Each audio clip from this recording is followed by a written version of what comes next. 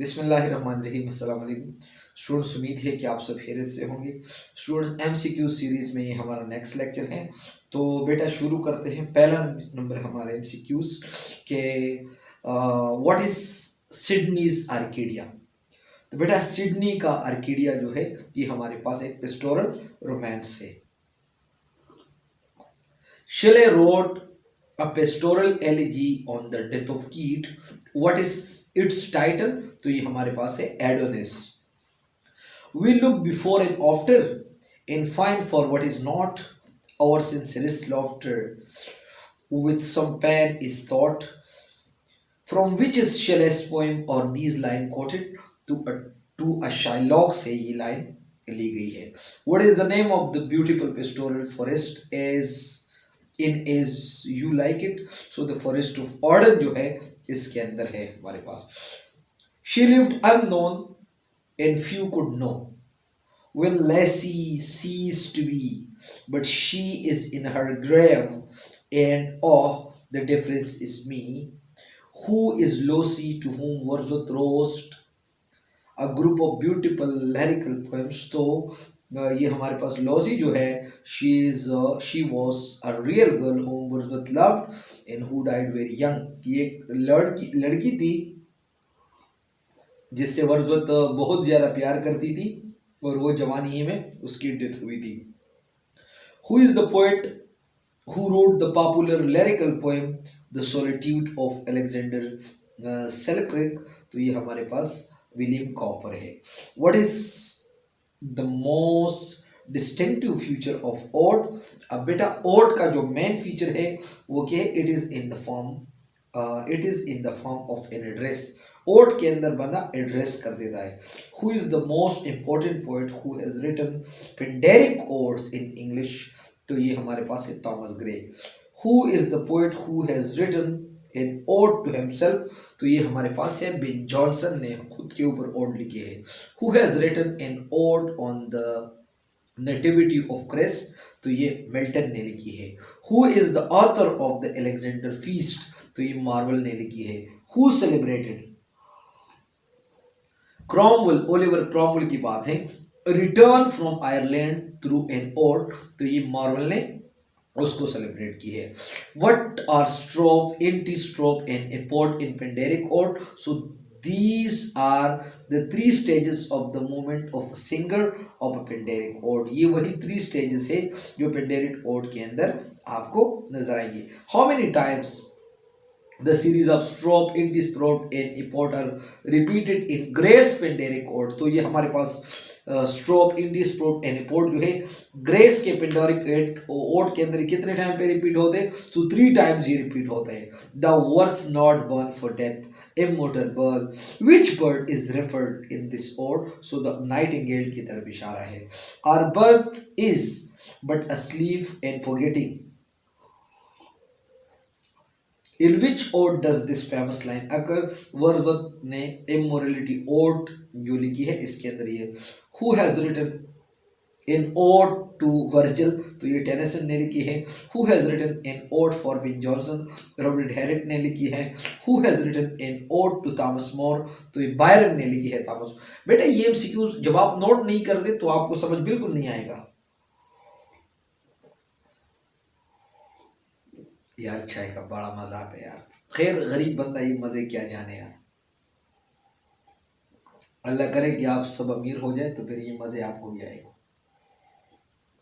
हमारा उर्दू जरा गुलाबी है, इस पे आप नाराज ना होना। हम असल में इंग्लिश के टीचर है ना, तो हमारा उर्दू कुछ इस तरह है कि चच्चा भी आई थी और साथ में चच्ची भी आया था।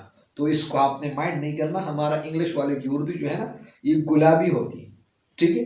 अच्छा, who has written in ode to Virgil? तो ये टेनिसन ने लिखी है। Who mourns the death of the Duke of Wellington in the form of an ode? तो ये टेनिसन है। Who has paid a tribute to Napoleon in the form of an ode? तो ये बायरन ने की है। अच्छा, वो कहते हैं कि I change but I can not die.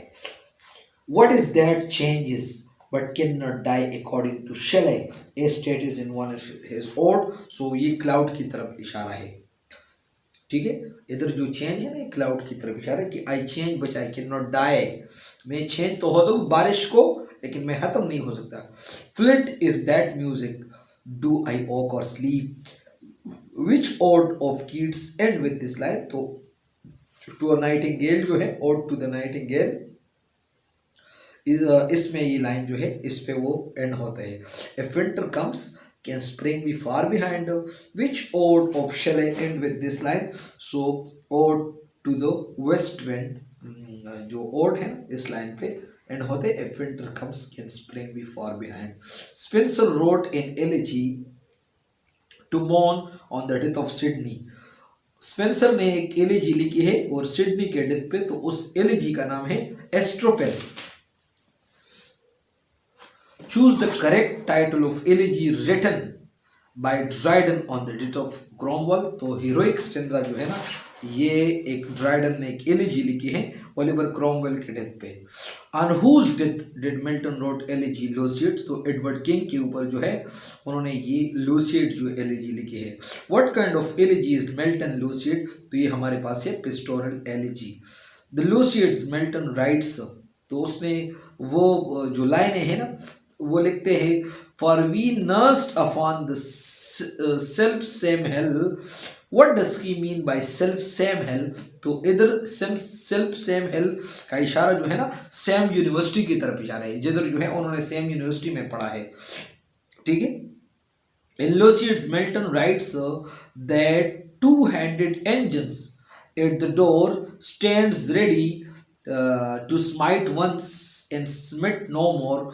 What does Milton mean to stay in these lines? God will punish the corrupt clergyman. इसका मतलब है कि God will punish the corrupt clergyman. Lost game, lost came and lost did go. The pilot of the Galilean lake. These lines are quoted from Milton Lucids. Who is the pilot of the Galilean lake? तो S.T. Peter है। Gray wrote the famous elegy written in a country churchyard. On whose death elegy? This elegy written so on the death of a ये हमारे पास एक पूरा country rustic श्लोक है ना, उनके डेथ के ऊपर वो ग्रे थॉमस ग्रे ने लिखी है। In the churchyard of which village is the scene of grave elegy laid? So the churchyard of Stroke Pogs जो है ये गांव है, उधर जो है उन्होंने जगह ली है। Why did Gray choose the churchyard of Stroke Pogs to lay the scene of his great elegy? Because Gray's mother was buried there. क्योंकि ग्रे की माँ जो है वो उधर buried थी। Where was Gray himself buried in his death? तो वो उधर जिधर उसकी माँ buried है, in the churchyard of Stoke Poges. Gray's elegy is written in a country churchyard, begun with the line, the curfew tools the knell of voting day. What is the meaning of the curfew? So the curfew का मतलब है ringing of bells in the evening of the church. Curfew का मतलब क्या है? CURFEW. Curfew, ringing of the bell in the evening of church. In which meter of stanza the stanza form is Gray's elegy written? किस iambic pentameter में वो लिखी गई? Whose death does Matthew Arnold mourn in Rubbing RUGBY chapel? So death of his father. इधर जो है Matthew Arnold जो है उन्होंने एक एलिजी लिखी है जिसका नाम है रोगिबी चैपल, और उसने अपने फादर के डेथ पे लिखी है। Whose death does Matthew Arnold mourn in his elegy Tiresias? तो ए एच क्लॉक के डेथ के ऊपर जो है वो रोती है। What kind of elegy is Arnold Tiresias? तो ये हमारे पास एक पेस्टोरल एलिजी है। Whose death does Shelley mourn in his elegy Adonis? तो कीट्स के डेथ के ऊपर जो है वो रोता है। Urania is referred as the mother of Keats. Who was Urania? The patron of goddess of poets. जो हमारे पास शायराओं की या जितने भी शुअरा हैं उसकी जो गॉडेस थी ना, ये पैटर्न उसको कहते हैं। Shelley in his elegy Adonis referred the herald wives who were responsible for the death of Keats. Who were they? So the Scottish reviewer who condemned his poetry, उन्होंने द हार्डेड वेव्स वल्व्स का नाम लिया, और वो कहते हैं कि जो हार्डेड वल्व्स है ना, वो ये हमारे पास स्कॉटिश रिव्यूअर है जिन्होंने वो कीट्स के एलिजी को के पोइट्री को कंडेम किया है, तो इस वजह से जो है कीट्स की डेथ हुई है. शेले in his Adonis says, win like Apollo from his garden blue, the Pathian of the age once arrow sped. Who is referred in the Pathian? तो ये Pathian जो है ये बायरन की तरफ इशारा है. The death of W.B. Yeats is mourned in an elegy entitled in memory of W.B. Yeats. Who is the author of? तो ये W.H. Auden ने लिखी है. A non-serious elegy was written on the death of Mad Dog. तो ये Goldsmith ने लिखी है, Oliver Goldsmith. Who wrote an elegy on the death of a favorite cat? तो ये ग्रे ने लिखी है. इन मेमोरियम टेनिसन मॉन on the death of Arthur Hallam. Arthur Hallam के डेथ पे मेमोरियम में जो टेनिसन ने लिखी है वो रोता है. Whose death does Colin mourn in his elegy in yonder grave adored lies? तो जेम्स थॉमसन के डेथ पे. How many year did Tennyson take in writing In Memoriam? ये आपका बड़ा जबरदस्त एमसीक्यू है. टेनिसन ने कितना टाइम लिया था जब वो मेमोरियम लिख रहा था? तो 17 ईयर्स की to. Oakleff wrote an elegy entitled The Regiment of Friends. On whose death was this elegy written? तो ये चौसर के डेथ के ऊपर जो है वो लिखी गई है. ये आपने नहीं बोला. चौसर के डेथ के ऊपर जो एलिजी है उसका नाम है द रेजिमेंट ऑफ फ्रांसिस.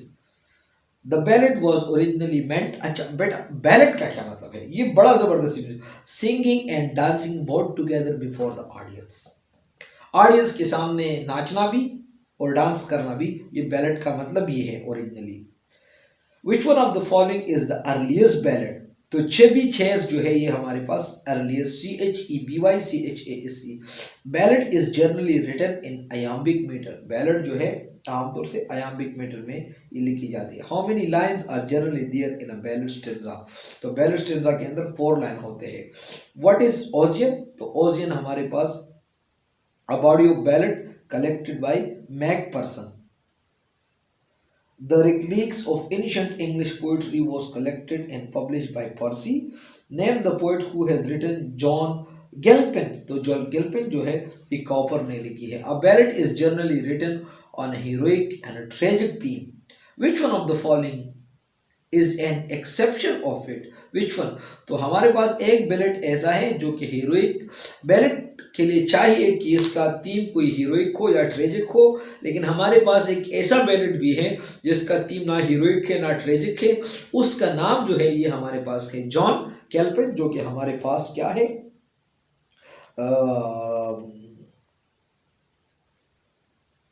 ये जो कॉपर ने लिखी है.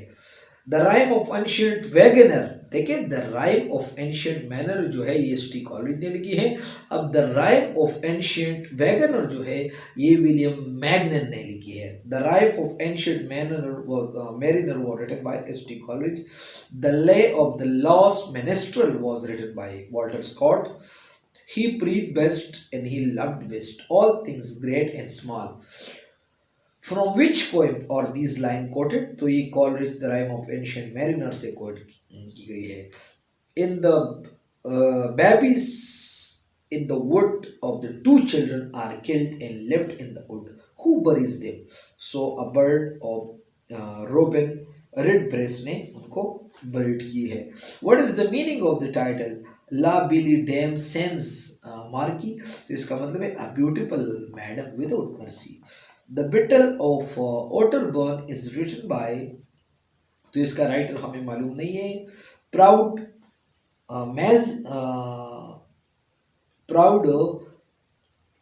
Maisie is a ballad written by Walter Scott. Who is the poet who has written the first great satirical poem Pyre the Plowman? तो ये विलियम लैंगलैंड ने लिखी है. Langland's Pyre the Plowman is a satire on the corrupt clergymen of his time. Samuel Butler's Hudibras is a satire on the Puritanism. Dryden's The Medal is a personal satire on Shaftesbury. Whom does Dryden satirize in the Absalom in Archetypal? किटोपिल, तो ये हमारे पास शेटसबरी को ही सेटराइज करते हैं। Home does Dryden satire इन मैकफ्लैक्नो, तो मैकफ्लैक्नो के अंदर Dryden जो है थॉमस शेडवेल को सेटायर करता है। Whom does Dryden satirize under the name of Zimri and Absalom and Achitophel, तो ये ड्यूक ऑफ बिकेंडम को वो सेटायर करता है। Here lies my wife, here let her lie, now she is at rest and so am I। सो ये लाइनें जो है ना, ये किसने गई? जॉन ड्राइडन ने अपने बीवी के ऊपर जो है ये लाइन जो है उसने कंपोज की।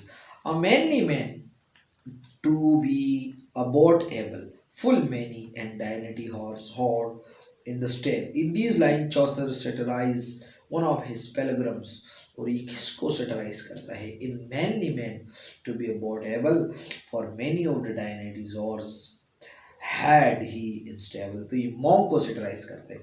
Chaucer most pungent satire is directed to the clergy, Chaucer ने जो सख्ती से लोगों को सटायर की है ना, ये क्लर्जी लोगों को। Pope's Denciate is a powerful and violent satire on some minor poets of his day। Denciate के अंदर पोप जो है अपने वक्त के जो थोड़े कम पोएट हैं उसको बड़ा बड़ा टेट करते थे, बड़ा वो कड़वी सटायर करते। Poems Rape of the Lock is a satire in contemporary aristocratic society, जो रेप ऑफ द लाक के ना पोप जो अरिस्टोक्रेटिक सोसाइटी है ना, इसके ऊपर वो सटायर है। The central theme of Doctor Johnson satirical poem London, so the vanity of human wishes जो है उसका मेन थीम है। Byron's visions of judgement is satire, तो ये Southey is a vision of judgement के ऊपर है। Glasworthy's Silver Bucks is a satire, so the system of legal trail के ऊपर सटायर है। द श्वाज जी बिश्वा की बात है। Apple cart is a powerful satire working on democracy. Shaw's arm and the man is a satire the false glorification of war, arms and the man जो है false glorification of war के ऊपर satire. In a letter to Pope Swift wrote I heartily, ये Pope की कई हुए अल्फाज है, वो एक लेटर में बोलता है जब वो पोप को लिखता है कि I heartily had and it is that animal called man. This is the central theme of one of his novel, और जिसका नाम है Gulliver's Travel। Swift wrote in one of his books, a young healthy child well nursed is at a year old most delicious, nourishing and wholesome food, whether stewed, roasted, baked or boiled। Where does he make this observation? So a modest proposal के अंदर ये observation वो करते हैं। So बेटा इधर हमारे पास लगभग हमने 90s MCQs कवर की। इंशाल्लाह कोई सवाल नहीं होगा और इस सीरीज़ में आप रहे, इंशाल्लाह आप लोगों का बहुत फ़ायदा होगा। थैंक यू बेटा, अल्लाह हाफिज़।